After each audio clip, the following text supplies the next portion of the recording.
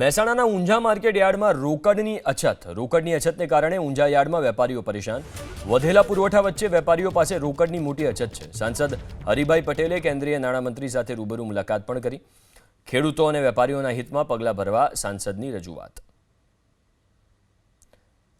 તો મહેસાણાના ઊંઝા માર્કેટ યાર્ડમાં રોકડની અછતને કારણે ઊંઝા યાર્ડમાં વેપારીઓ પરેશાન થઈ ગયા છે। જે સાંસદ છે હરિભાઈ પટેલ એમણે કેન્દ્રીય નાણામંત્રી નિર્મલા સીતારમણ સાથે રૂબરૂ મુલાકાત કરી અને આ મુદ્દે વાતચીત કરી। રોકડની અછતને કારણે ઊંઝા યાર્ડમાં વેપારીઓ પરેશાન।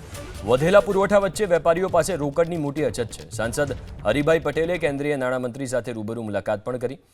ખેડૂતો અને વેપારીઓના હિતમાં પગલાં ભરવા સાંસદની રજૂઆત। તો મહેસાણાના ઊંઝા માર્કેટ યાર્ડમાં રોકડની અછતને કારણે ઊંઝા યાર્ડમાં વેપારીઓ પરેશાન થઈ ગયા છે। જે સાંસદ છે હરિભાઈ પટેલ એમણે કેન્દ્રીય નાણામંત્રી નિર્મલા સીતારમણ સાથે રૂબરૂ મુલાકાત કરી અને આ મુદ્દે વાતચીત કરી।